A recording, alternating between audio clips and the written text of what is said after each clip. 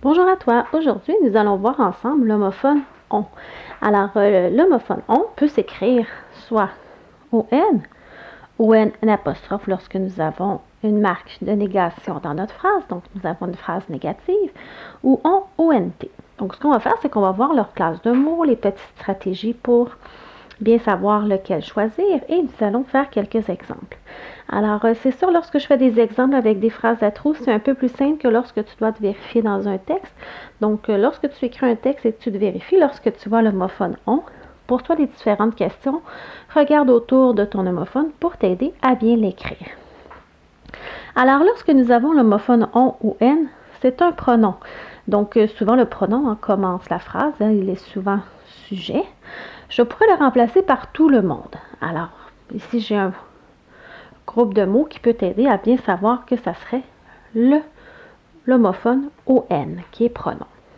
Ensuite, j'ai le même homophone ON ici, mais avec la marque de négation. Donc, j'ai le pronom suivi d'un adverbe. Et je vais utiliser la même stratégie, sauf que je vais lui ajouter la marque de négation, qui est le N apostrophe.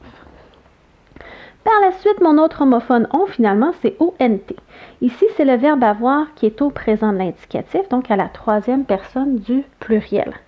Donc, ça veut dire qu'il va faire partie du groupe du verbe. Et je pourrais le remplacer par le même verbe, mais conjugué à un autre temps, comme avait ici est conjugué à un autre temps, c'est le verbe avoir aussi. Donc, ce sont mes petites stratégies pour l'homophone on. Allons-y avec quelques exemples pour que tu puisses bien comprendre. Alors ici, j'ai la phrase « On a reçu ton livre ». Alors, je vais écrire « on » ici, et ce que je vais faire, c'est que je vais regarder autour. Alors, je commence une phrase. Souvent, lorsqu'on commence une phrase, soit que nous avons un complément de phrase qu'on peut enlever, ou bien nous avons un autre sujet. Souviens-toi, un pronom peut être sujet de la phrase. Alors ici, j'ai probablement un pronom sujet. Je sais que l'homophone on, lorsqu'il est pronom, va s'écrire ON. Alors, je pourrais dire aussi tout le monde. Je vais vérifier avec cette stratégie. Donc, on a reçu ton livre. Je me doute ici que c'est ON qui est pronom sujet.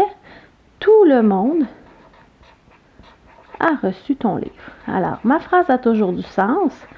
Je sais donc que l'homophone est bien écrit.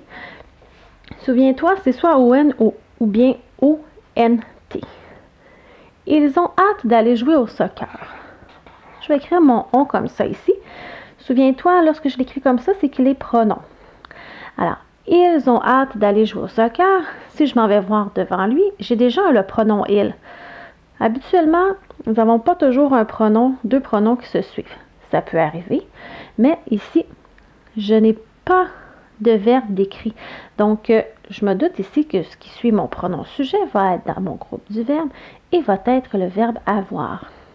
Je pourrais dire, ils avaient hâte d'aller jouer au soccer. Alors, ici, j'ai la confirmation que on va s'écrire avec un T, que c'est bien mon verbe qui fait partie du groupe du verbe.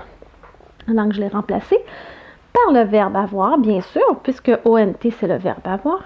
Je l'ai remplacé un autre temps pour être bien sûr de cet homophone. Je fais ma dernière phrase. On a pas compris. Alors, ici, j'ai mon verbe qui est là, j'ai mon début de phrase, ça ne semble pas être un complément de phrase, c'est plutôt probablement un pronom qui est le sujet de ma phrase, mais ici, j'ai une marque de négation. Donc, j'ai mon pas ici. Alors, je ne peux pas dire on a pas compris, on va plutôt dire on n'a pas compris. Lorsque j'ai mon pas, je dois avoir mon ami avec lui, notre marque de négation. Alors, ils viennent souvent ensemble. Dans le ne pas et n'apostrophe pas viennent ensemble. Alors, ici, j'ai mon homophone ON et un apostrophe à cause de ma phrase négative et je vais vérifier en remplaçant par tout le monde. Alors, tout le monde, et je vais le mettre en négatif puisque c'est une phrase négative.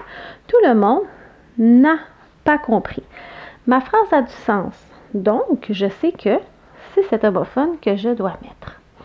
Alors, l'important, c'est vraiment de regarder autour de ton homophone, bien regarder par quoi tu pourrais le remplacer pour t'aider comment savoir l'écrire et te poser les différentes questions dont je viens de te démontrer.